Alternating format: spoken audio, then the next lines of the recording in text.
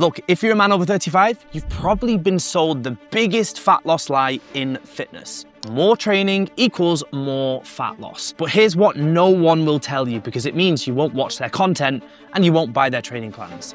For men your age, training harder can be the very thing keeping the fat on. And in this video, I'll show you why it has nothing to do with lacking commitment and the super simple 4-step framework to fix this issue once and for all. Here is what's actually going on. The problem is not that you are not working hard enough. In fact, it's the very opposite. You are actually training too much for where your body's recovery capabilities are, and it's wiping you out and causing your body to resist fat loss. Being brutally honest, can you really expect to abuse your body for years, maybe even decades, surviving on less than 6 hours of sleep, filling yourself with processed foods and alcohol, mistreating or at the very least neglecting your health day in and day out? Then have the audacity to think that pushing it further into a state of stress by running it into the ground 5 or 6 times per week is actually going to be beneficial. So let's get into the 4 simple steps you need to take to fix this issue once and for all. Step 1, run a diagnostic on your body before deciding the inputs and the outputs. When I say a diagnostic, I mean something that gives you an insight into the current state of affairs inside your body as it is today. Because if you're a man over 35 who's lived a life that is anything close to the modern lifestyle, then I can all but guarantee there will be some issues to address that will affect your fat loss journey. And training harder will only make them worse. Inside the Alpha 21 program, we have something that we call the adaptation zone. Think about it like this. Your body is incredibly smart. When you train, you are sending it a signal that says, get stronger, get leaner, get better. But here's the thing, your body can only respond to that signal if it has enough time, enough energy, and enough capacity to actually recover. Train too little and the signal is too weak, so nothing changes. Train too much and your body stops adapting and starts just trying to cope. This is why you feel exhausted, hungry all of the time, and the fat stops moving regardless of what you do. The adaptation zone is the sweet spot bang in the middle. Enough training to force your body to change, but enough recovery time to let it actually happen. Step 2 is starting with the minimal effective dose. Simply put, don't be an idiot and go in all guns blazing from the very start. Doing this is the absolute worst thing you can do. Instead, you want to start with the minimal amount of work required to see progress. The key is to have a calculated approach where you know how much food you are consuming versus how much movement you are doing on the other side. This is how you balance the inputs with the outputs. Here is the simplest and most effective way for you to set yourself up for your individual minimal effective dose. Firstly, we need to determine your calorie maintenance. This is the total amount of calories your body will burn day to day based off various factors: lifestyle, body weight, health, body composition, and certain other variables. The first step is going to be about determining what movement and exercise you'll be doing as the minimal effective dose. Do not overcook this and overcommit. Honestly, if you've not really been doing anything for the past few months or even years, then just start super basic. Start with 3 strength workouts and maybe set yourself a step target of between 7,000 and 8,000 steps per day. The next step is to calculate how many calories you should be eating based off your body and lifestyle. After this video, go onto Google and simply type in the Harris-Benedict formula.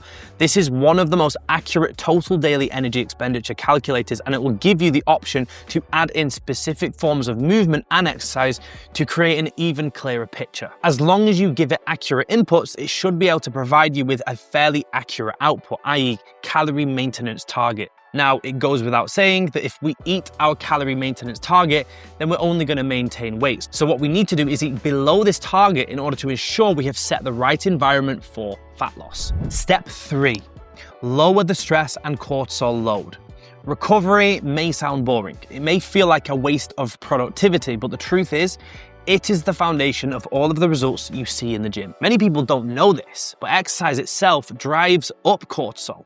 And this is beneficial in the short term, but without recovery, this leads to chronic elevations and a lot of issues. Controlling cortisol is really about 3 things. Number 1, getting sufficient sleep. This is arguably the most important. At least 7 hours of high quality sleep on a consistent basis is the biggest lever you can pull to support your stress and reduce cortisol in the body. Number 2 is about balancing your inputs and outputs like we've already spoken about. This is one of the most common causes of high cortisol in men today. Cortisol will shoot through the roof if you're attempting to run yourself into the ground 5 or 6 times per week in the gym, doing all sorts of insane exercises that burn you out while not prioritizing recovery. And the third cortisol management tip is to make sure you have some downtime to switch off and actually enjoy yourself somewhere in your schedule. Not by sitting wide-eyed in front of the telly watching a horror film right before bed. That's the worst thing you can do for your nervous system and stress. But instead, by getting involved in hobbies, spending time with people you love, or just going on a relaxing walk. Anything that really allows you to switch out of that low-level fight-flight state and into relaxation. Finally, step 4, eating to support your recovery. We briefly touched upon the importance of proper nutrition in recovery already, but let's not neglect just how important this really is. Picture this Lego block as your muscle tissue. Each of these individual blocks that makes up the whole block symbolizes protein.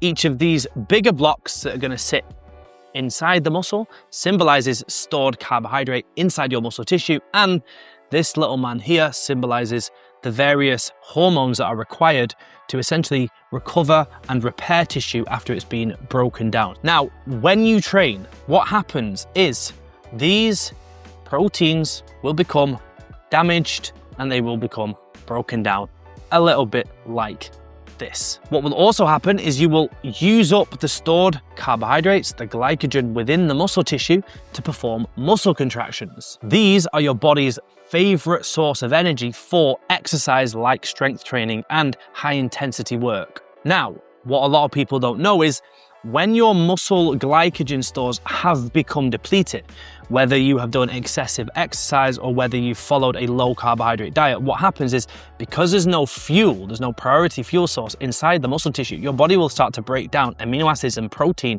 and also fats too, but it will do this in equal proportions.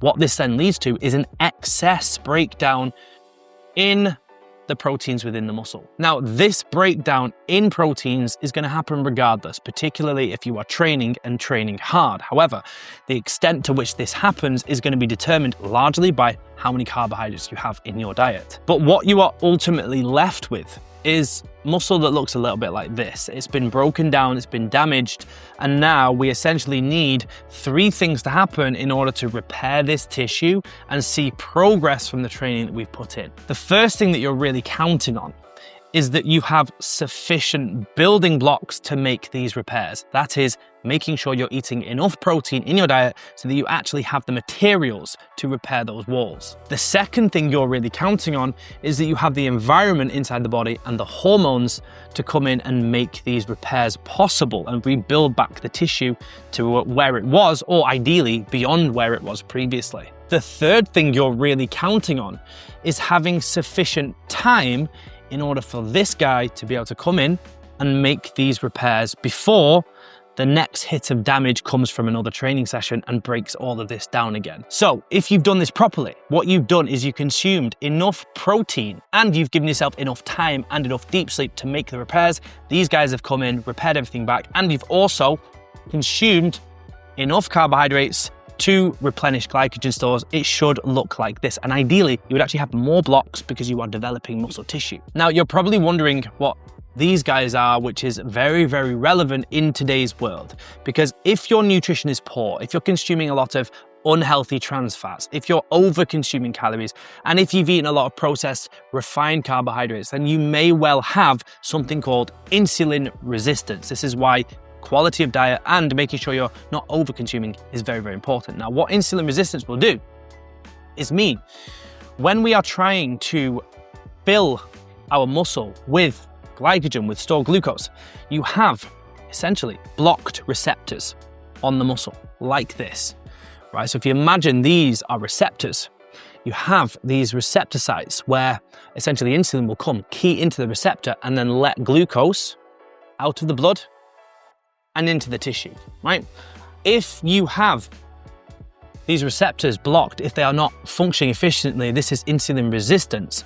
What happens is stored glucose cannot enter the muscle, and it essentially stays elevated in the blood and actually gets stored as body fat, and while insulin is elevated in the blood and while blood sugar is elevated, it will block your ability to lose fat. So let's put this into a simple framework for you to follow it. So based off the target calories we've already calculated, you're going to structure your macronutrient balance around this framework. Firstly, make sure you are consuming 1 gram of protein per pound of your body weight to ensure you have the building blocks to repair tissue. Secondly, you should look to consume between 25% and 30% of your total calorie intake from fats to make sure these guys are supported and you have the right hormonal profile to actually make these repairs. And finally, you're going to consume the remaining calories that you have inside your allowance as carbohydrates, quality carbohydrates like fruit, like potatoes, like rice, things like that that are going to fuel your trainings. And if you want to be really smart about this, you're going to place most of these carbohydrates before you train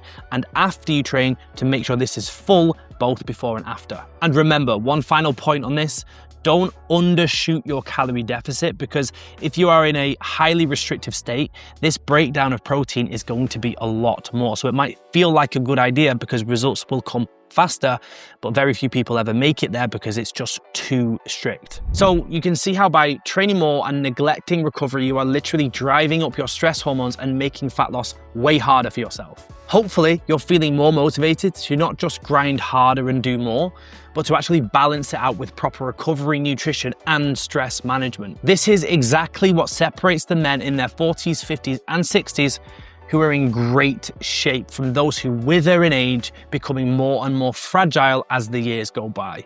Don't be one of those guys. It's within your control. If you found this video insightful, educational, or just entertaining, then please hit subscribe for more videos like this. And if you want our help in running a proper diagnostics to see where your internal health is at, then hit the link in the description and book yourself in for a health optimization audit call with one of my team. See you soon.